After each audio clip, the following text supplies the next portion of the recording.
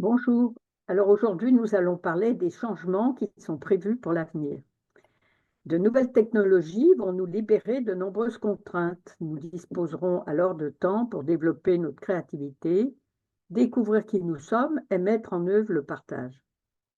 Bien sûr, le noyau familial et l'éducation seront essentiels. Donc, on va essayer de développer tout ça. Alors, je vous apprends rien, nous vivons une période de mutation, hein, c'est une période charnière qui sont dues au changement des énergies apportées par l'ère du Verseau, mais aussi au fait que l'humanité commence à accéder au plan mental. Bien sûr, les âmes plus évoluées sont déjà depuis longtemps sur le plan mental, mais il faut reconnaître que l'ensemble de la population se situait plus sur le plan émotionnel, qu'on appelle aussi astral, c'est-à-dire sur un plan qui est complètement gouverné par le désir. Alors, bien sûr, aussi les technologies sur ce plan, hein, il y a l'arrivée d'une énergie qui permet la connaissance croissante de la relation existante entre la matière et l'énergie. Et ça va changer complètement nos paradigmes, hein. Nous verrons s'il faut en avoir peur ou au contraire s'en réjouir, s'il faut freiner ou accélérer cette recherche. Enfin, freiner, on n'en a peut-être pas beaucoup la capacité, mais enfin voilà. Et puis surtout, que faut-il faire pour les mériter? Est-ce que ça va changer? Et qui nous donnera cette technologie? Nous allons parler également des changements dans la société qui sont liés à toutes ces découvertes, hein. Le noyau familial, la politique, l'éducation, l'économie, la répartition et nos rapports avec les autres règnes. Voilà. Alors bien sûr, la science-fiction nous en donne un aperçu de tout ce qui va arriver, hein, depuis déjà plusieurs années, soit dans les livres, soit dans les films. La science-fiction nous parle de robots, nous parle de déplacements, nous parle de... Mais c'est souvent un peu, dans un sens souvent, enfin, pour dramatiser un peu les choses. Les scientifiques aussi donnent, nous donnent beaucoup d'informations. Personnellement, là, ce dont je vous parle, hein, mes références pour cette discussion, elles sont celles de l'auteur britannique Benjamin Crème, qui a été inspiré par un maître qui lui a raconté un peu tout ce qui allait se passer. Alors, il nous dit, Benjamin Crème, qu'il existera une nouvelle technologie appelée la technologie de la lumière. Nous commencerons à utiliser directement la lumière du soleil. Toutes les formes d'énergie utilisées actuellement deviendront obsolètes. La nouvelle énergie venant directement du soleil répondra à tous nos besoins énergétiques de l'humanité. Ça va être formidable.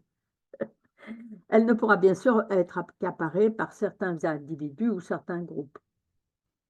Elle sera disponible en tout lieu, gratuite pour tous. On aura le matériel chez nous. Et elle sera utilisée de multiples façons. Elle trouvera une application dans le domaine médical, en relation avec une forme de, j'aime pas bien ce mot, de manipulation génétique, mais la manipulation, en fait, c'est le fait de changer les choses, hein. Donc d'une manipulation génétique plus avancée que celle dans laquelle est engagée l'humanité actuellement. Alors, ça sera un procédé qui sera très économique, sûr et sans déchets, utilisant un simple isotope d'eau qui est disponible partout dans le monde. Cette technologie sera mise à disposition lorsque le partage sera mis en œuvre et deviendra la norme économique. Bien sûr, il y aura des étapes intermédiaires avant que ce dispositif nous soit donné, hein. Et une première avancée, c'est celle de la fusion nucléaire à froid, et non la fission nucléaire que nous utilisons actuellement.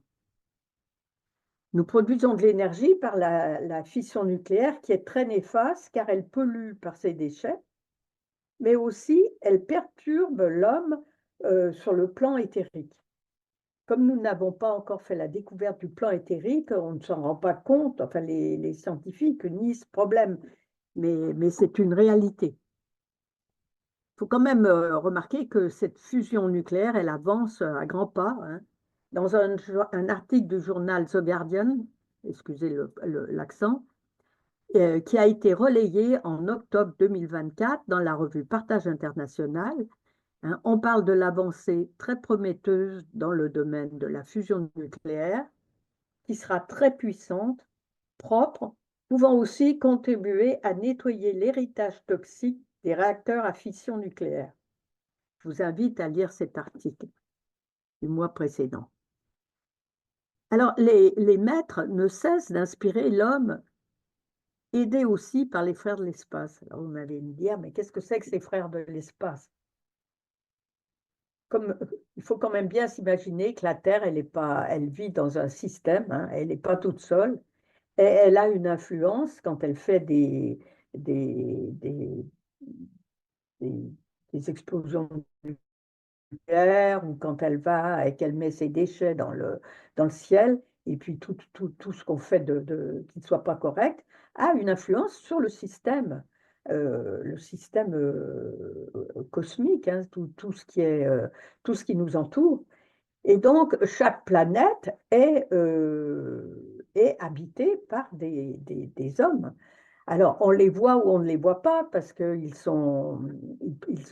peuvent être sur des, sur des, euh,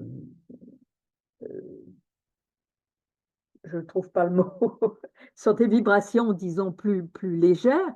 Et donc, ils sont obligés de baisser pour se faire voir, mais sinon, on ne les voit pas. Et donc, ils sont tout à fait intéressés par ce qu'on fait. D'une part, parce qu'ils veulent stopper tout ce qu'on fait qui est négatif, mais il y a aussi, pour un autre aspect, c'est que dans ces planètes, il y en a qui sont plus évoluées que nous et qui cherchent à nous aider. Alors, dans les planètes plus évoluées, il y a notamment Vulcain, et puis il y a surtout qui nous aide Vénus.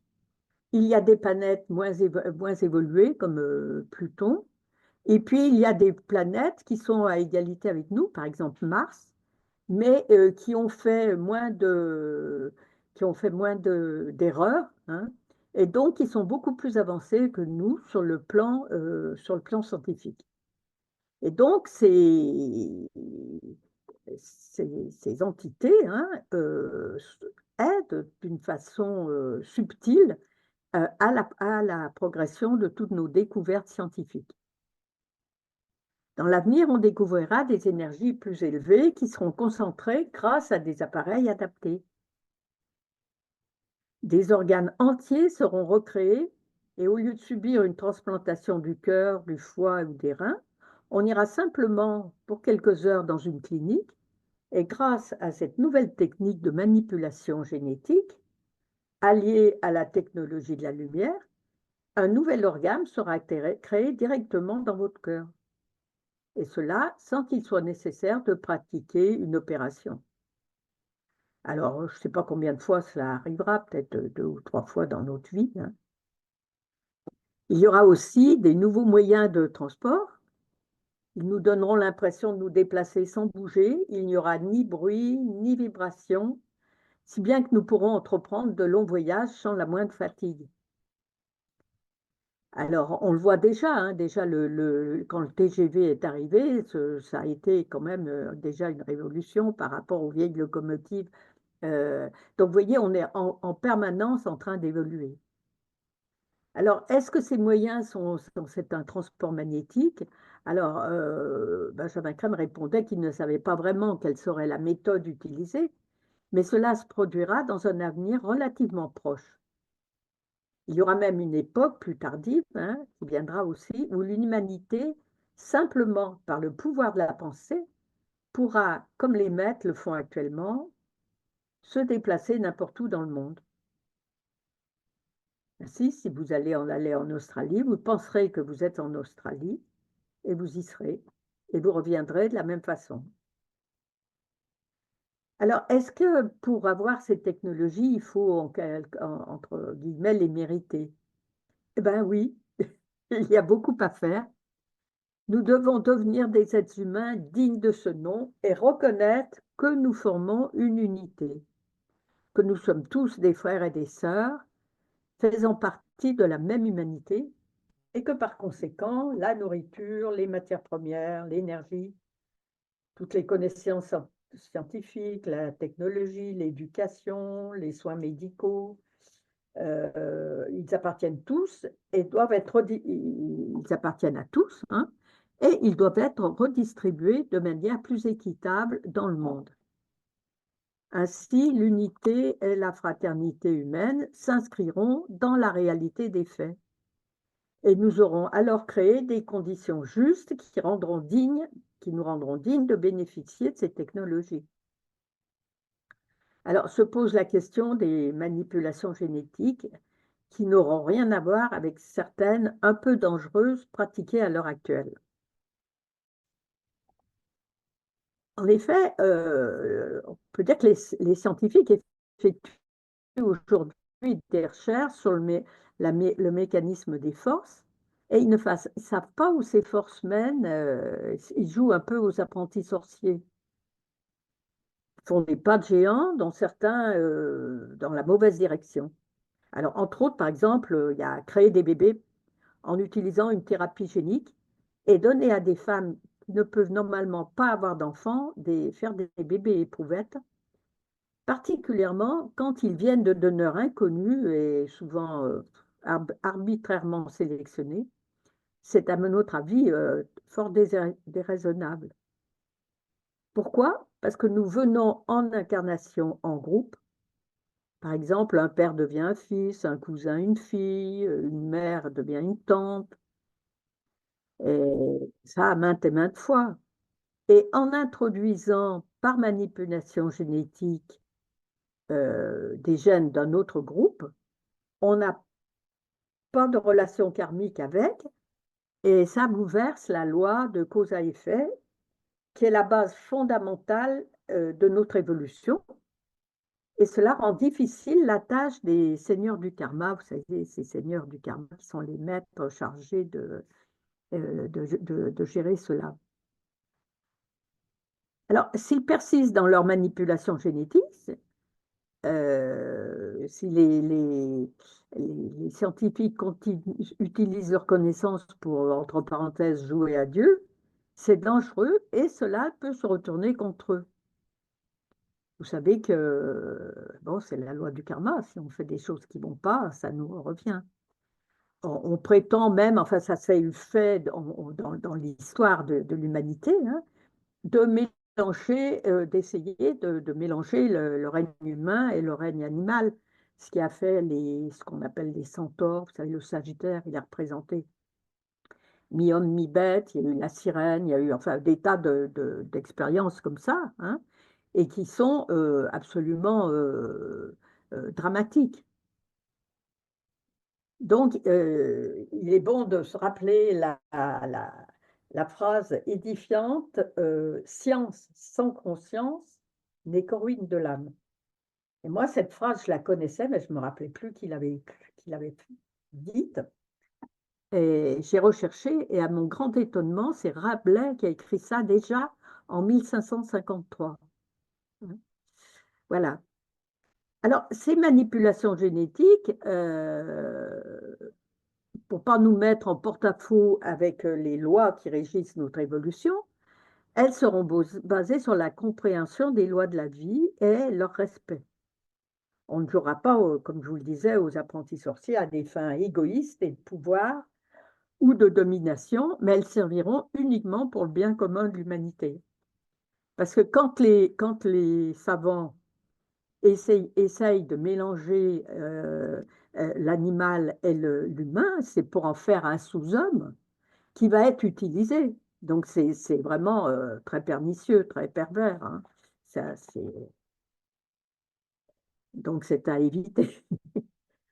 Alors, lorsque nous aurons remis le monde sur pied, hein, ce qui est notre projet, hein, et que nous vivrons ensemble dans la paix et l'harmonie, C'est à cette seule condition que l'énergie de la lumière sera donnée à l'humanité. Et par ce moyen, l'énergie nous viendra directement du Soleil et elle pourra être aussi appliquée, bien sûr, à l'ingénierie génétique. Et ce sera bien préférable aux transplantations que nous pratiquons actuellement. Bien sûr, ces transplantations ont le mérite de sauver des vies, hein, ça c'est certain, hein. Mais sachant toute cette loi dont je vous ai parlé et nous disons que chaque atome du corps humain est imprégné de la conscience de l'individu, un organe transplanté peut vraiment influencer la personnalité que celui qui le reçoit. Alors, vous en avez certainement entendu parler. Il y a eu des livres là-dessus, des romans ou même des témoignages de personnes qui avaient reçu des reins ou des choses comme ça et qui avaient constaté un changement dans leur personnalité. Dans l'avenir, nous découvrirons des énergies plus élevées, hein, et c'est ce que je vous expliquais quand les ovnis abaissent leur taux vibratoire pour que nous les voyions. Eh bien, nous, certainement que on aura un moment où ça arrivera pour nous aussi. Nous pourrons entendre par voie électronique des entités désincarnées, hein, ça c'est incroyable. Et puis bien sûr, la couleur, le son, qui sont des vibrations, seront utilisés dans la vie, hein, aussi bien pour soigner euh, que pour être bien, enfin, pour créer. Ça sera vraiment quelque chose qui nous sera connu. Vous voyez que ni l'humanité ni la science ne restent immuables. Et ça, c'est quelque chose, bon, on aimerait bien quand les choses vont bien, que ça reste comme ça, hein, et que ça ne bouge plus. Mais si on reste comme ça, en fait, on régresse. Et donc, en permanence, il faut qu'il y ait du mouvement. Alors, le mouvement, il est plutôt en avant, parce qu'il n'est pas question d'un retour en arrière. Bien que par peur, on veuille revenir en arrière, c'est pas possible, hein. Par exemple, beaucoup ont peur à l'heure actuelle de l'intelligence artificielle, mais tout dépend comment nous l'utilisons. Ça va être un outil merveilleux s'il est bien utilisé. C'est toujours la même chose, hein. Tout dépend de l'intention que nous y mettons. Et nous continuerons à jouir d'un mode de vie moderne, prospère, équilibré, avec toute la technologie que nous sommes capables d'inventer. Et on va même être très étonné, hein, parce que ça va être énorme, parce que une découverte en amène une autre, et ainsi de suite, c'est exponentiel. Les ordinateurs, bien sûr, joueront un rôle extraordinaire dans la nouvelle civilisation. Ça va être aussi bien sûr, c'est des outils d'éducation, d'enseignement, de progrès.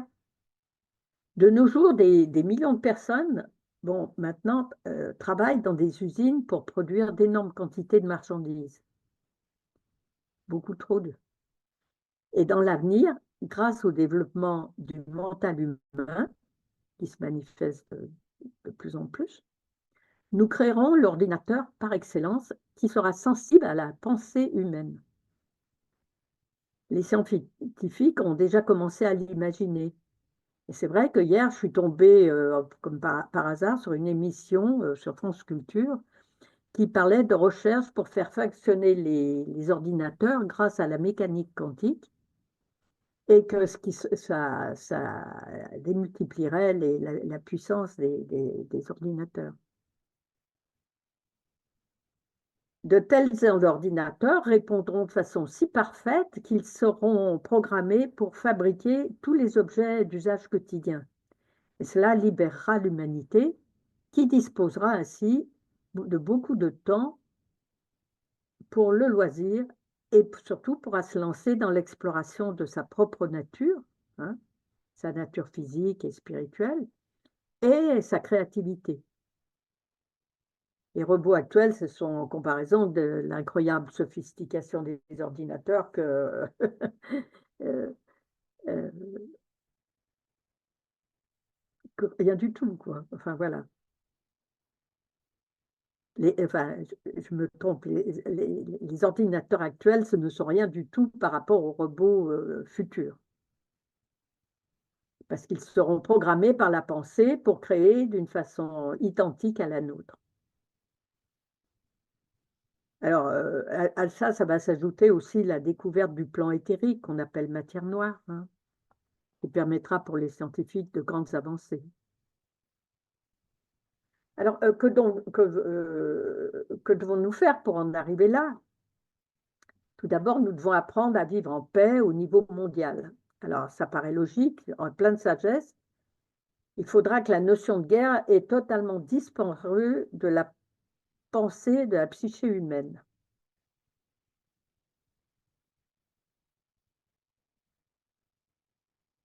Alors, la guerre, elle a pourtant toujours existé, la loi du plus fort, mais actuellement, il n'y a plus vraiment de gagnants et de perdants, et donc il faut arrêter avec cette notion de guerre. La guerre à tous les niveaux, hein, la guerre entre les pays, entre les pays, entre les nations, mais aussi la guerre entre nous, hein, notamment par exemple dans les couples, hein, de la violence. On voit bien que maintenant on remet complètement en question toute cette idée. Autrefois, dans l'éducation, il y avait des châtiments corporels, il y avait maintenant, bon, ben, on commence à réaliser on peut voir les choses autrement.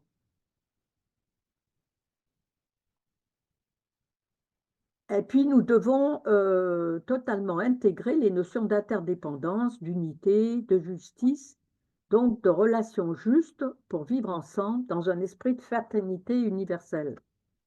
Alors, bien sûr, ça ne veut pas dire qu'il n'y aura pas de conflit. On est obligé d'avoir des conflits, parce que c'est aussi les conflits qui font avancer, hein. Mais on sera capable de les résoudre en ayant recours à la coopération, au consensus, à la bonne volonté. Il y a une énergie, hein, vous savez que nous sommes dirigés par plusieurs énergies, 7 grandes énergies, et il y a une énergie qui est l'énergie, le rayon du conflit, l'harmonie par le conflit, hein, c'est souvent très lié. Voilà.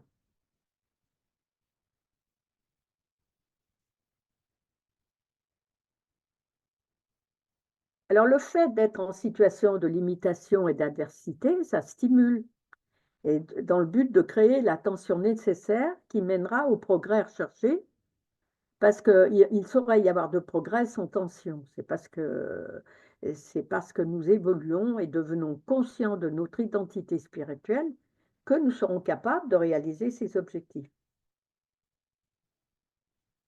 Alors, comme je vous l'ai dit précédemment, la technique de la lumière transformera l'attitude de l'humanité et fournira en quantité illimitée une énergie écologiquement saine et répondra à tous nos besoins. Et cela transformera l'attitude de l'humanité devant le problème de l'offre et de la demande, parce qu'actuellement, c'est quand même cette espèce de mercantilisme de l'offre et de la demande, c'est vraiment un problème. Et par conséquent, va avoir une influence sur les forces du marché. C'est vrai que de plus en plus de commentateurs dénoncent l'avidité qui est le fondement de la pensée politique actuelle.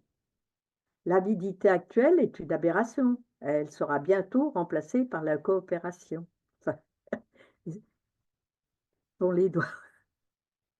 Une économie durable est une économie qui satisfait les besoins de chacun, mais dans le respect des possibilités et de la santé de la planète. On ne sait qu'acheter, consommer, gaspiller. Vous savez qu'actuellement, on vit en crédit, hein, c'est-à-dire que à une période de l'année, on a dépassé, on dépense plus que la Terre ne peut nous fournir. Donc vraiment, là, c'est vraiment important de modifier notre comportement. Alors, dans un premier temps, la robotisation croissante des processus de fabrication, ça va engendrer du chômage, hein. Donc, au départ, il va y avoir un problème, hein. Mais c'est déjà ce qu'on observe partout dans le monde, notamment dans les pays industrialisés. Toutefois, l'utilisation des robots crée davantage de richesses. Par exemple, je parle sur l'autoroute, avant c'était des humains qui vous donnaient les tickets. Maintenant, on les prend et nous réglons automatiquement. Donc, ces personnes qu'on payait, on ne les paye plus. Donc, la société d'autoroute fait des bénéfices. Et cet argent, donc, pourrait être remise, je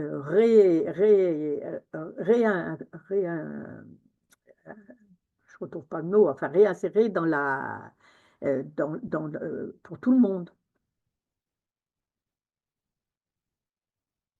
Alors, avec une économie mondiale rationnelle fondée sur la coopération, le partage des ressources et des technologies, la capacité de subvenir aux besoins des hommes sera là, tout en augmentant en même temps, euh, il y aura une influence sur les loisirs que les personnes auront, hein. On aura même du même coup un temps de loisir qui devient possible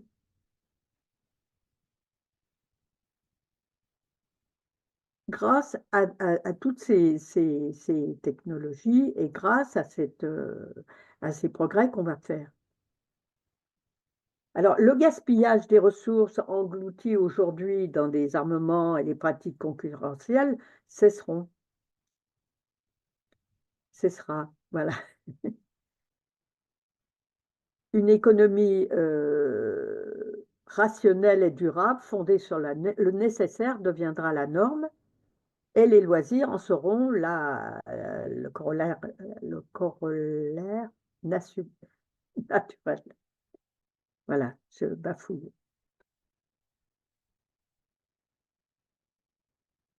Alors, sur le plan politique, ça sera la fin des dictatures, hein, parce qu'actuellement, il y a soit des dictatures, soit du capitalisme, soit du totalitarisme communiste.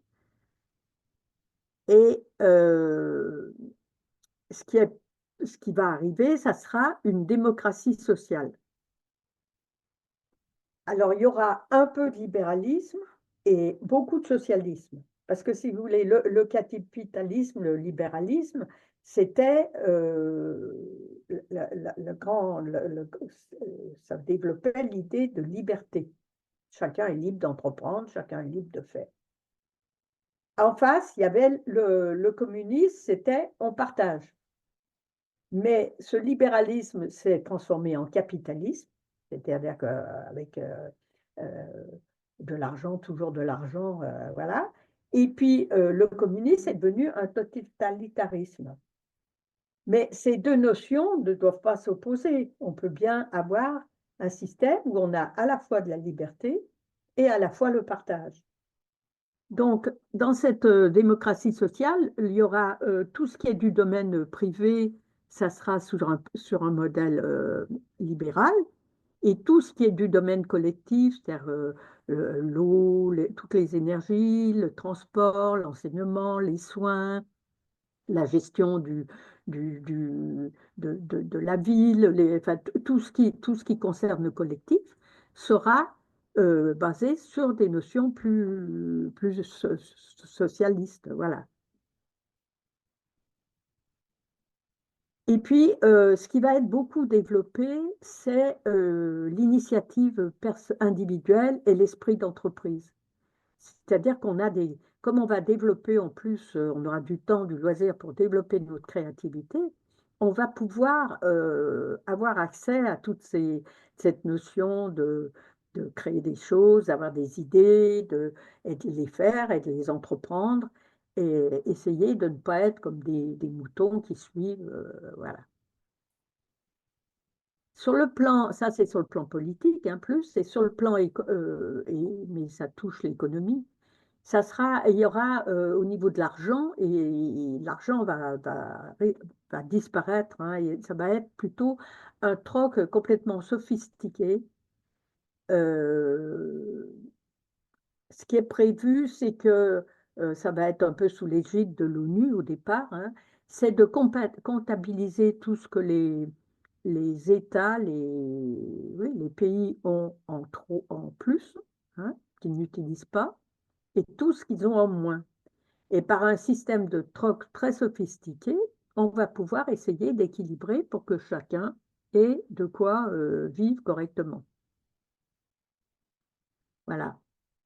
Et donc, il y aura plus, ça va faciliter cette notion de partage, de non-concurrence et de coopération. Alors, ça va avoir aussi une incidence sur la vie familiale, hein, puisque les parents auront beaucoup plus de loisirs, ils vont travailler sur eux, ils vont essayer de trouver qui ils sont. Et donc, la base familiale, ça va vraiment être important. Vous savez qu'il y a eu des essais les gens essaient de trouver d'autres systèmes, des communautés, mais en fait, même si on vit en communauté, ce qui est essentiel, c'est qu'il y a un père, une mère et l'enfant, et surtout que le couple qui va se créer, il va se créer en essayant d'être assorti, d'avoir des buts communs et d'avoir la même idée par rapport à l'éducation qu'ils vont donner à leur enfant, hein. Donc ça va être beaucoup travaillé. Il faut savoir quand même que pour conduire une voiture ou pour exercer un métier, il faut avoir des diplômes, on apprend. Le système d'éducation aussi, je vais vite hein, parce que je vous ai déjà parlé longuement et puis on pourra y revenir, hein. Le système d'éducation va être aussi très important et on va tenir compte, on va faire la formation des enseignants hein, qui auront une formation très approfondie et entre autres de comment est constitué l'être humain, des différentes énergies, les rayons, l'astrologie, enfin des choses tout à fait nouvelles. Et puis les programmes hein, seront plus ouverts, on fera moins dans l'exemple du problème de l'eau, ben, on va voir l'eau en tant que sur le plan géographique, sur le plan sa composition, sur le plan chimique, euh, les guerres que ça a provoquées. Enfin, donc on essayera de voir les choses d'une façon plus synthétique, tout simplement parce qu'on est dans l'ère du Verseau et qu'on est là pour faire la synthèse et qu'on s'aperçoit que tout problème dans un domaine a une incidence par ailleurs. Le- L'enseignement sera aussi beaucoup plus ouvert hein, sur l'extérieur. On ira dans les usines, on ira dans les musées, enfin, ce qui s'amorce à l'heure actuelle, hein. De même que les enfants maintenant travaillent en groupe. C'est-à-dire qu'ils ne travaillent pas. S'ils ont un travail à faire, ils ne le font plus tout seuls, ils le font en groupe. Enfin, il y a tout un, euh, toute une façon de faire qui sera différente. Et puis surtout, on va apprendre à l'enfant à savoir qui il est. Il y aura on apprendra la méditation. Enfin, ça va beaucoup, beaucoup changer. Et on va plus vouloir faire un enseignement pour créer, par exemple, pour avoir un diplôme parce qu'on manque d'électriciens. On va faire des électriciens, hein. C'est pas du tout ça. On va aller pour que la personne ait un développement optimum. Voilà, alors il y a tout un livre de Benjamin Crème dans le livre Les rassemblements des forces de lumière, il parle de l'éducation. La première partie parle des ovnis et de leur mission spirituelle, la deuxième partie parle de l'éducation. Donc, si ça vous intéresse, le voilà. Alors, c'est le rassemblement des forces de lumière aux éditions Partage de Benjamin Crème. Et puis, toute la description des technologies nouvelles que je vous ai données, on en trouve beaucoup, on en parle beaucoup dans le livre La mission de Maitreya, tome 3, et aussi dans La mission de Maitreya, tome 2. Voilà, toujours aux éditions Partage. La prochaine fois, alors, il y aura donc un grand travail sur la constitution de l'être humain qui sera le sujet de mon intervention de janvier. Voilà. Voilà. Est-ce que vous voulez poser des questions? Oui, bonsoir. Si Bonsoir. vous, Oui, euh, c'est ma première fois que je participe avec vous dans cette séance, donc oui, j'ai pas arrivé dès le début de la séance de bien savoir plusieurs des informations que vous avez déjà informées. Donc oui, c'est juste au niveau du système de l'éducation et d'enseignement. Vous avez vous avez annoncé beaucoup des informations qui sont vraiment intéressantes et qui sont liées pour des objectifs concernant pour le développement euh, au niveau des études et le niveau de développement pour l'enfant oui. développement de l'enfant. Donc, est-ce que vous avez déjà parlé sur ce qui est sur le domaine de l'économie, ce qui concerne pour socialisme, capitalisme et tout ça? Euh, euh, votre opinion, bien votre opinion, ou bien vos pensées pour l'avenir. Est-ce que vous pensez que le monde, d'après tout ce qui se passe aujourd'hui actuellement dans les actualités, dans les modifications, les changements et les difficultés, les conflits, aujourd'hui, l'être humain en train de combattre ou bien de voir, est-ce qu'il peut arriver de changer les choses qui sont vraiment négatives au niveau de la mentalité, au niveau de l'environnement, au niveau des relations humaines, au niveau de le développement économique. Donc, parce que quand on parle de la capitalisme, on sait bien, ce qui concerne, c'est juste de gagner l'argent. Et ça, s'adresse pour des gens. On sait bien, ça veut dire des businessmen ou bien milliardaires et tout ça. Donc, et surtout, c'est que la catégorie au niveau de la société, de la société, on trouve des gens qui sont pauvres et des riches. Donc, il y en a des flux ou bien des raisons ou bien des projets qui sont concernant surtout juste pour les riches et non pas pour les pauvres. Donc, qu'est-ce que vous pensez? Est-ce que l'être humain aujourd'hui, il peut arriver à réaliser ses objectifs au niveau de tous les domaines? Est-ce que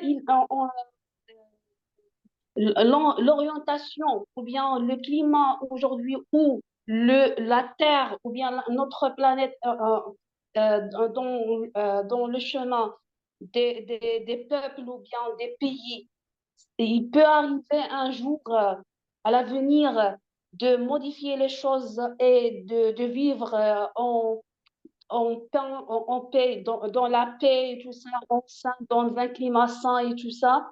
Qu'est-ce que vous pensez? J'aimerais bien savoir votre opinion ou bien vos pensées Il sur y aurait vraiment, il y a beaucoup de choses, vous posez beaucoup de oui, questions, c'est très compliqué. Mais parce que si on parle, c'est que aujourd'hui au niveau de l'enseignement, il y a la charge des matières. L'enfant, il est dans un encadrement qui est obligé de faire beaucoup des activités. On sait que le développement, si vous avez des informations concernant sur la psychologie de développement de l'enfant, de Jean Piaget, elle parle des stades. Donc, il y a beaucoup des conflits, des avantages, des inconvénients, même si je ne sais pas comment le dire, des projets qui ne sont pas vraiment concernés pour non, ce qu'il y a, construire. c'est que vous savez que, je ne sais pas si vous savez qu'on quitte l'ère du poisson, on rentre dans l'ère du Verseau, Oui, sont des énergies complètement différentes. Et toutes les structures scolaires et choses comme ça sont encore fonctionnent avec les structures politiques aussi, tout fonctionne avec les règles du poisson, qui étaient très oui, pyramidales, avec voilà. Il arrive les énergies du Verseau, qui sont plus dans c'est la synthèse, c'est des petits groupes qui discutent, et puis qui rencontrent d'autres groupes, qui sont, enfin, vous voyez, c'est plus comme ça. Et ce qui se fait, en plus, donc ça fonctionne, il y a bien sûr des dysfonctionnements, et de plus, les enfants qui arrivent, ce sont vraiment des enfants du verso. C'est-à-dire qu'ils ont d'autres façons de se comporter. Il y en a qu'on appelle des hyperactifs. Alors, il y en a, c'est vraiment pathologique, mais il y en a d'autres, c'est simplement parce qu'ils sont, ils s'intéressent à tout, ils veulent tout savoir. Ils sont, voilà, c'est parce que c'est des enfants du verso qui ont plus du tout la même. Et donc, c'est vrai pour ça, c'est vrai pour l'économie, c'est vrai partout. Donc, tout pète en ce moment. On le voit bien. Oui. C'est pour reconstruire quelque chose de nouveau. Voilà. Donc, Oui, oui, et tout à fait d'accord c'est pour avec ça. Et vous. puis en plus, on a ces technologies qui arrivent où on n'est pas toujours. Puis ça change tout le temps. Vous voyez, je suis une dame âgée. Il faut tout le temps. C'est vraiment un effort pour moi de rester dans le coup et tout ça. Donc, tout ça, c'est des choses euh, qui se bousculent. On voit en ce moment que sur le plan politique, tout est à remettre en question. Donc, voilà. Mais c'est pour un mieux. Puis vous savez qu'on on fonctionne toujours par cycle, hein. Il y a des cycles à des moments où ça bouge beaucoup, des moments plus pacifiques après où ça va aller mieux, hein. Donc là, en ce moment, on est vraiment dans cette période de difficulté. Mais si on y met du sens, vous voyez, par exemple, moi, je pense à l'épidémie où on nous a complètement enfermés et tout ça. Mais du coup, ça a fait bouger les mentalités. Et moi, je rencontre plein de gens qui me disent, mais comment on a pu se laisser enfermer? Maintenant, si nous le reproposent, on n'acceptera plus. Donc, si vous voulez, c'est les difficultés qui font avancer les gens. Et puis, c'est un peu comme quand on déménage ou qu'on refait une maison, il faut casser des choses pour reconstruire, quoi. Et donc, vraiment, là, Oui. en ce moment, dans cette période. Le problème, c'est que c'est pas tous les gens qui ayant le pouvoir d'adapter. C'est ça le Ah oui, plus oui, oui, important. bien sûr. C'est ça le plus important. Donc, si on offre ou bien on peut découvrir ou bien construire, comme vous avez dit, des orientations, ou bien des mécanismes, ou bien des outils, ou bien des méthodes pour aider les gens d'arriver à sortir Mhm. parfois de ces difficultés, on peut dire c'est qu'il y a un changement. Mais si on trouve c'est juste les difficultés sans rien avoir la possibilité de modifier ou bien changer des choses, c'est ici le problème. Ça veut dire que l'être humain reste stagné, stable dans une Oui, situation parce que fermée. C'est ça le problème. on n'est pas tous au même niveau. Et donc, mais la Révolution française, elle a été faite par que quelques personnes. Quand on compte les nombres de personnes qui ont fait la Révolution française, c'est très peu. Et alors, en général, ce qu'on dit dans les livres de Benjamin Crème, il dit que c'est pas l'élite, hein, parce que l'élite, elle tient trop à garder ses prérogatives. C'est pas non plus les gens qui sont pas trop au courant de tout ça. Mhm. C'est une frange de la population qui simplement réfléchit, se pose des questions. Et puis, il faut savoir du fait de nos réincarnations multiples, on n'est pas tous au même niveau. Et Oui, ça fait partie de même qu'il y a des enfants et des personnes âgées et qu'il y a des personnes adultes. Eh bien, on vit bien tous en bonne intelligence, même si on n'est pas tous. Voilà, le tout, c'est d'être dans l'ouverture pour accueillir tout le monde. Et il y a des gens, effectivement, qui ont de la difficulté à suivre, qui sont angoissés, qui sont. Mais voilà, oui, tout à fait d'accord. Merci. voilà. Mais il y aurait tellement à dire que j'essaye de simplifier, mais c'est compliqué. Oui, oui, tout à fait. C'est ça le problème. C'est que si on cherche dans tous les domaines et il y a des difficultés, tu cherches, tu fais des observations, tu découvres des notions, je ne sais pas comment le dire, mais vraiment, c'est très intéressant de discuter, d'être dans de cultiver collectif, spirituel comme ça, c'est bien avec les groupes. Ce qu'aujourd'hui, Oui, on trouve, c'est que les relations humaines sont rares. Je sais pas, il n'y a pas de partager, il n'y a pas d'échange oui, pour mais développer. Oui, ça aussi, c'est quand même beaucoup ce que nous disent la presse, la radio et tout ça. Mais il faut quand même savoir qu'à l'heure actuelle, où quand même les gens sont dans de grandes difficultés, on n'a jamais tant donné. Il y a énormément de dons pour les personnes, pour plein d'associations. Et puis, il y a plein de choses qui fonctionnent uniquement par des associations qui sont des gens bénévoles. oui, oui, Et ça fait fonctionner une partie du pays, hein. Ça, c'est ne serait-ce que dans le domaine du sport. oui. Dans les petites villes, c'est tout des Des bénévoles, volontaires. oui, oui. Dans le domaine, enfin, donc il faut vraiment, il faut croire en l'homme, hein. Je crois que vraiment, Oui, oui. Merci, merci beaucoup. voilà, en l'homme et les femmes, bien sûr. Ça va. Oui, bien sûr. Quand je dis homme, j'englobe les deux. Voilà, ben, bonne soirée et puis Merci, bonne soirée. au revoir, À la prochaine, au revoir. au revoir.